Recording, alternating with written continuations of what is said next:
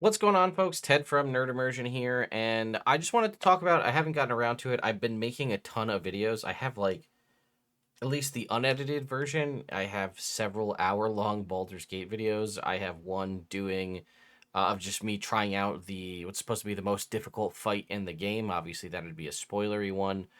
And then I have just like a 20. It started off as like 27. I think it ended up at 30 plus, like things I wish I knew in Baldur's Gate 3 before I started playing. But speaking of Baldur's Gate, which was the whole point I was trying to make, they released a new Baldur's Gate Gazetteer on D&D Beyond to give you information about Baldur's Gate. Now, this doesn't really tie necessarily to the video game, but it is lore around the city of Baldur's Gate for those of you who may want to transition your Baldur's Gate 3 gameplay into a campaign or vice versa, or maybe you just want to know more about Baldur's Gate because you've been playing the game so much and you're like, hey, I've heard of this game or I've been playing this game and I knew it existed in D&D or what have you, and you just want more information. So it is available for free on D&D Beyond. I think it also comes with a brand new background for 5e. It's weird because I'm pretty sure this background uses the old background mechanics that they've gotten away from in the past couple of years, but either way.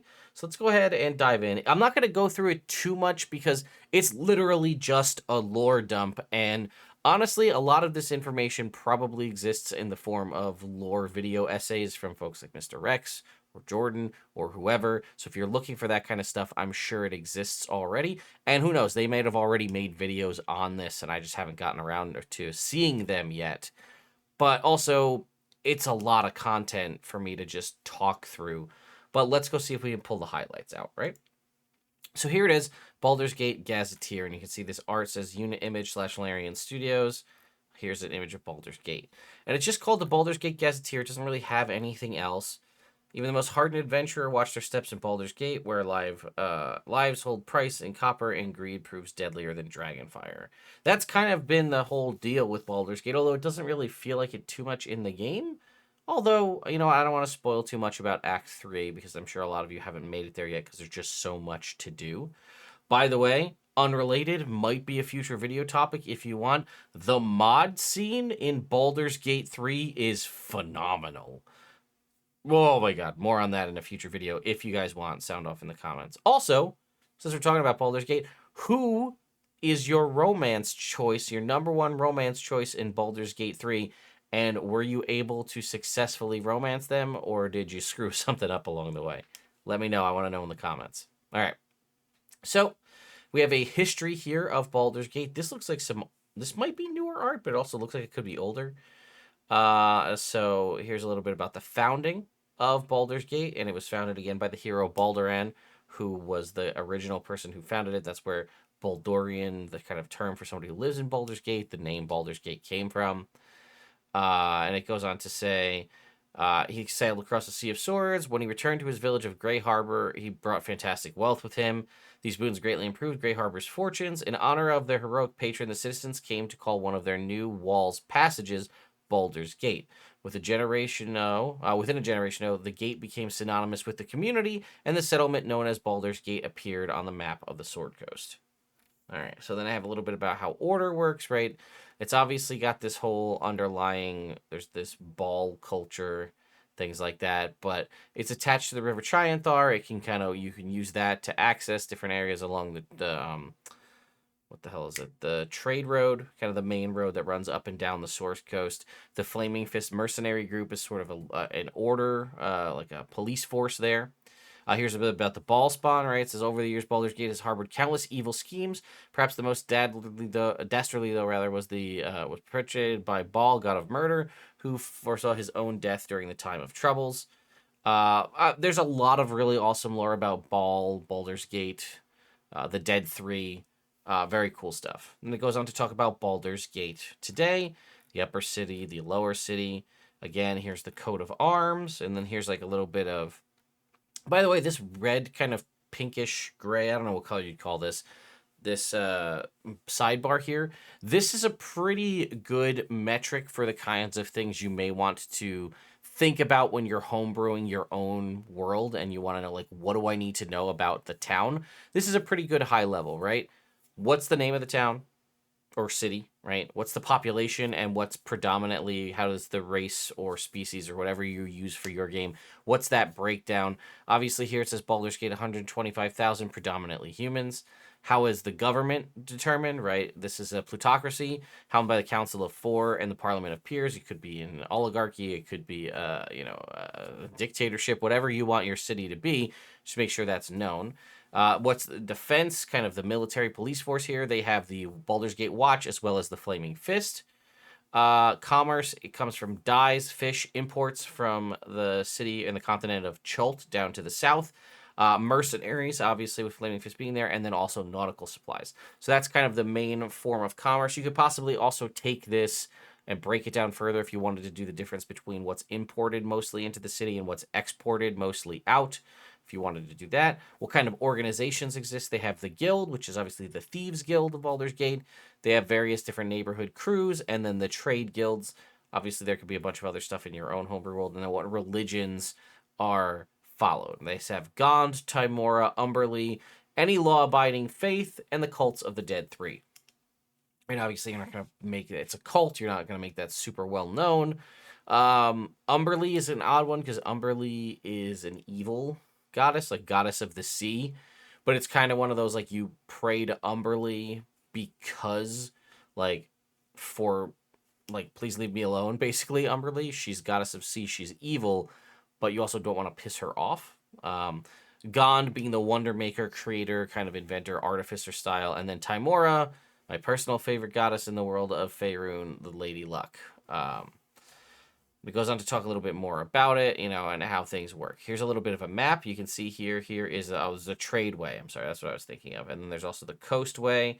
But you can see here with Baldur's Gate, you have quick access to the Sea of Swords via the River Chianthar. And you could use that to get to Elturel or Scornabel, and then use Scornabel to go all the way up. Or use use the coastway to go all the way down to Candlekeep. You have pretty good access. Baldur's Gate's a pretty good hub city in that respect. All right, so it talks about neighborhoods, neighbors, rivals, and allies. We obviously have Candlekeep, the mass library and repository of knowledge in the Sword Coast. We have Elturel. Again, they mentioned here, Descent into Avernus. That also does take place or is post the world of Descent into Avernus in terms of Baldur's Gate 3. You might hear a lot of people talking about it, specifically the Tieflings, talking about Elturel and all this other kind of concepts. So the events of the campaign Descent into Avernus have happened previously to you playing Baldur's Gate 3, which is pretty cool. And honestly, could be a really interesting way if you wanted to do a prequel to the game, would be play Descent into Avernus. You get all the backstory and what's going on with Zariel and the Blood War and all that stuff, and then take that same group and then jump into Baldur's Gate 3. It would be pretty cool. All right, we have Port Nyanzaru. This is the main sort of hub city of the continent of Chult to the south. That's where Tomb of Annihilation, the campaign, takes place. Then we go on to the government. We talked a little bit again about the Council of Four, Grand Duke Ulder Ravengard. We have Duke, I think it's Beline Stelmane, Duke Dillard Portier, and Duke Thalamara Vanthampur. This is kind of the Council of Four. That's them. We talked about the military, obviously the Flaming Fist mercenary group, and the Watch is kind of, again, taking over the kind of upper city area, whereas the Flaming Fist kind of handles more of the lower city. They have a little bit here about guard reactions, which I thought was interesting. We have a table. Use the following tables each time the party has a run-in with the Flaming Fist or the Watch, and you're not sure how the encounter should play out. That's important, that you're not sure how the encounter to play out. If the party did something that's obviously, like, clearly breaking the law or dangerous or endangering the citizens or whatever the situation is, and the guards would react accordingly, don't use this table to determine that. If you know how the guards are going to react because you're the DM and like, okay, you guys did this thing, this is now the outcome, you do that. But if you're not sure, you do have this gate interaction table, Flaming Fist reactions, and then the watch reactions. So, right, it could be gate. The guards don't let anyone through. The guards clear the gate swiftly. They wave travelers through without a second look. Flaming Fist exasperated the guards, just want everyone to disperse immediately. They already have 1d6 thugs with them from a prior arrest and don't want to deal with another problem. You see this. These are good, just nice little things to have. And again, it isn't a bad kind of template to get ideas for things like this for your own homebrew world as well, to help flesh out cities. Now, you don't have to go nuts and do every single city that the entire homebrew world that you're building has. Maybe the ones that the party's going to go to, you prep before they get there, fill out this stuff. How are the laws handled? The breakdown of the citizenry, commoners, so on. A couple of noteworthy laws, right? It says, while traders and visitors to Baldur's Gate are always welcome, spies and saboteurs are not. Legitimate foreign agents, such as ambassadors, are required to report to the High Hall for an elaborate series of interviews and licenses. Visitors technically should do the same, but the law is rarely mentioned at the city gates and even more rarely enforced. They also have a livestock restriction. By tradition, Baldur's Gate bans animals larger than a peacock within the city walls. Visitors determined not to surrender their beloved pets or valuable animals they intend to sell sometimes arrive at the city with large peacocks in tow to prove their furred companion meets the legal requirement. This has led to a burgeoning, noisy, and particularly cutthroat peacock breeding industry in the outer city, right? If they say the rule is that the animals you're bringing in can't be bigger than a peacock, you're going to try to breed the biggest peacocks you can have to say, look, here's the peacock. My tiny little, I don't know what it would be. It's safe to get my little cockatrice or rust monster or whatever it is allowed to come into the city because it's smaller than this big, a monstrously large peacock that I've custom bred. I actually did run into this in I think it was my Rise of Tiamat campaign. I was a paladin with, obviously, I used to find steed, and my DM let me have a brown bear, and I couldn't bring Bosco into the city. He had to wait outside, or I just unsummoned him and then would summon him again when he was inside. But either way. All right. Moving on, we have a bunch of the high-level kind of noble families of the city, how the economy and trade works, professional guilds, the religion. We talk here's again the Dead Three. It's a big deal in the terms of Baldur's Gate, especially the games over the years as well. Here's the High House of Wonders. This is again the temple of Gondian priests. We also have Agma here, right? Known for basically being the scribe of the gods, the god of writing, things like that. Timora, Lady Luck, we mentioned Umberly as well. And then they talk about here's some things that you could possibly encounter dangers in Baldur's Gate. They mentioned the guild, the Thieves Guild, also Nine Fingers Keen, the leader of the guild. Obviously, and they even have a stat block for Nine Fingers Keen. Okay, cool stat block. Her stats reflect drastically different in the game. So she's much more badass, in my opinion. You have the Dead Three, right? And then they have, some guild kingpins here as well. Here is a nice map of Baldur's Gate itself, showing sort of the outer city, the lower city, and then the upper city. Here's the Black Gate, the river coming in. You kind of come in the game like this direction, I think. You don't actually have too much of the upper city or almost really any of it. Well, maybe you have some of it. I don't know. But either way. Murder, Baldur's Gate. That was, I think, actually a module at one point, was Murder in Baldur's Gate. Some commoners claim that something about the city itself sparks violence in citizens. Baldur's Gate Descent to Avernus posits a third possibility, the presence of the Shield of the Hidden Lord, which is a magic item. I think I reviewed that back when I was reviewing Descent into Avernus. Talk about some city landmarks here. Moving along, we've got some art, some random encounters for the upper city, and then harmless interactions, some denizens of the upper city, threats. Again, all of these tables are really nice to have if you're able to build them for your own cities and your own homebrew game. It'll make your life that much easier when your party decides to go in the complete opposite direction than the way you had planned for them. All right, let's see. A couple interesting features not mentioned elsewhere. Fog. One of the reasons why pirates find Grey Harbor attractive is the thick fog that surrounds the river, the docks, and most of the lower city. The persistent fog makes it easy to conduct illicit business or commit a murder without anyone catching you. And green lights. In Baldur's Gate, lit lanterns fitted with panes of green glass are hung outside of permanent establishments to indicate that they're open for business. On foggy nights, these lanterns cast the city's lively taverns, dance halls, and fest halls in an eerie green light.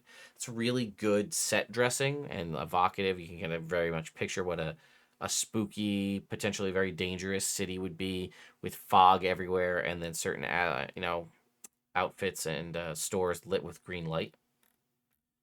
All right, we are moving along. We have, again, a lot of the different houses and things, more locations. Here's the High Hall, the High House of Wonders. I'm going to skip ahead a little bit. Ramesses Tower.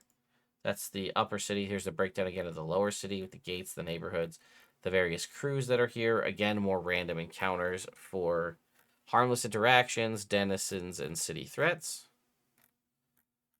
Close this one, I think. And then we have the outer city, which is, again, going to have the same thing as you're moving up towards the city itself. More harmless interactions, denizens, and threats. Then it goes beyond Baldur's Gate. Use the following tables to determine who or what the characters might encounter on the roads leading to Baldur's Gate. Encounters on the road. We have travelers around Baldur's Gate here for this first group. The agenda of those travelers, and then monsters potentially around Baldur's Gate. And then we get into the character backgrounds. So it says this is meant to be a tool for you as the DM. The Dark Secrets section presents a crime or sin that might force a party together or underlie their deeds. Once players have sorted out their individual backgrounds, give them the opportunity to choose a dark secret. The secret might have exciting or ominous ramifications as the party's adventures unfold. It does seem like pretty much everybody in Baldur's Gate 3 has some form of secret, more often dark, so it adds a little bit more intrigue. I kind of like that. Again, it says Acolyte background feature religious community. You're tightly connected with the community of Baldur's Gate. You know if a deity has a following in the city and a places that faith openly congregate in neighborhoods those faithful typically inhabit. While this isn't remarkable for most of the city's larger faiths, keeping track of the hundreds of religions newcomers bring with them is no mean feat. Which is odd because it's a background feature, and we got rid of background features in all of the more recent backgrounds in favor of giving you a feat to start with at first level.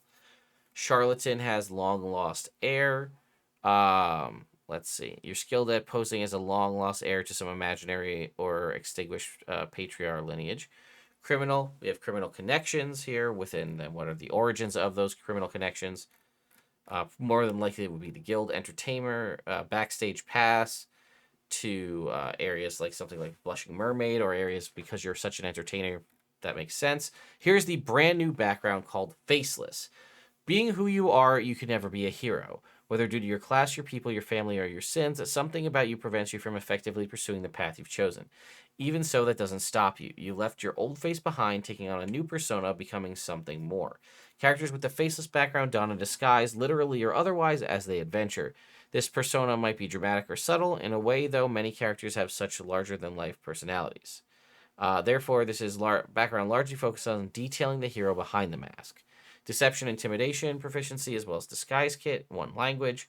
And then you get faceless persona. Faceless character adventures behind the mask of public persona is as natural to them as their own face. Roll on the faceless persona table or determine your own. They have D10 options here. And then feature dual personalities. Most of your fellow adventurers in the world know you as your persona. Those who seek to learn more about you, your weaknesses, your origins, your purpose, find themselves stymied by your disguise. Upon donning a disguise and behaving as your persona, you are unidentifiable as your true self. By removing your disguise and revealing your true face, you are no longer identifiable as your persona.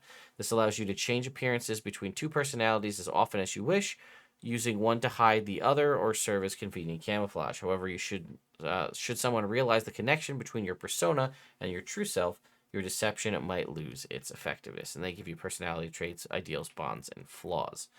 I just think it's interesting that, yeah, we've been, at least since Strixhaven? Perhaps we've moved away from the concept of traditional background features in favor of just giving everybody a feat at first level. Now, I would see that, like, maybe the argument, at least this is a thought that crossed my mind, is like, oh, maybe that's just one D&D, or, what the future 2024 rules revisions will be. But no, they've put that in those books, right? Strixhaven had those new backgrounds. Spelljammer had new backgrounds that all give you a feat at first level. We just covered the giant ones for Bigby's Glory of the Giants, and then this thing here reverts back to the way things were a couple years ago. All right. Then I think it's just basically other slightly altered versions of all the existing backgrounds to fit Baldur's Gate specifically, and I wanted to jump up to the Dark Secrets section. It says, during character creation, once players have developed their own characters, they should collectively choose a secret shared by the entire party. Every member of the party is entangled in this dark secret, regardless of how new they are to the city or how incorruptible their morals. Maybe they're merely witnesses, maybe they're covering for a friend's crimes, or maybe they're in deep denial. Regardless, in the eyes of the law, they're guilty. Each dark secret shares a number of elements. Players should work with you, the DM, to customize them. At least one NPC in Baldur's Gate knows the party's dark secret. Use the Who Knows table to determine the identity of this NPC, or use another NPC of your choice. So who knows? We have a couple of people listed here, or you could make up your own. And this is Conspiracy in Baldur's Gate. The characters are all that's left of a group that strove to change Baldur's Gate and failed. Now the city's leaders or other powerful figures seek to stamp out the last motes of their movement. So again, opportunities to subvert minds and deeds exist throughout Baldur's Gate. When an opportunity presents itself, the characters seized one particular. Define the particulars of their conspiracy theory, either by having the players craft their own or by rolling on the table, right? You and other revolutionaries of wit keep hostile sought nothing less than a new egalitarian future for Baldur's Gate, a future that neither the dukes nor the patriarchs can envision. Someone clearly had enough of your art and shouted slogans, though. So that could be our conspiracy theory. Then we also have, how many more do we have? We have, and then the roles within the conspiracy and consequences of it. Then we have the murder in Baldur's Gate. Did they kill for justice or just the thrill? Define the particulars of the murder, either by letting the players craft it or rolling their own. We have some details here about who was murdered. Protecting your own, you call it justice. What your role was in the murder. Did you actually do the deed, or were you just a liar, an observer, somebody that was present when things happened? The consequences of the murder. And then I think we have two more. We have theft in Baldur's Gate. Define the particulars of the party's theft, either by having the players craft their own, right? So we could have some kind of Ocean's 11 situation that we want to come up with, or we have some pre-written options here. Dangerous goods means pay. You stole 4 kegs of smoke powder from Felagur's fireworks and sold them to a gang of revolutionaries. Your pay is already spent, but the fireworks have yet to begin. What were your roles in the actual theft? Were you the lockpick, or the mole, or the muscles? Consequences of the theft, and then last one is failed coup in Baldur's Gate. Define the particulars of the failed coup, either by having the players craft their own, so they schemed to kind of overthrow something. So here are some failed coup ideas. What your role was in the failed coup itself, and then the consequences of it. So honestly, there is a ton of information here, and it's all provided to you for free. I don't know how much of that's going to, if you're not running a game in Baldur's Gate, it obviously doesn't benefit you at all.